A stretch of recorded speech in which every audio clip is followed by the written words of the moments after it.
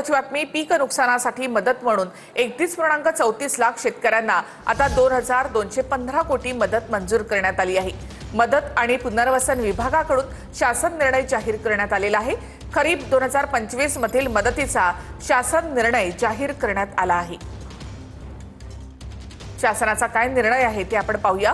तर शेतपीक नुकसानीसाठी राज्यातील 31,64,000 शेतकऱ्यांना मदत जाहीर करण्यात आली आहे।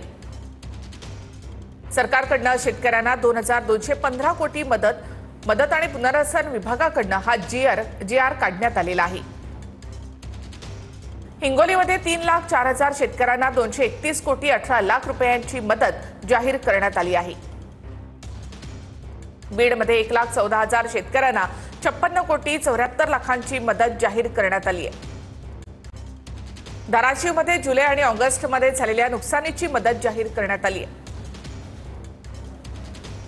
धाराशिवमधील 2,34,000 शेतकऱ्यांना 189 कोटी 61 लाखांची मदत जाहीर करण्यात आली आहे।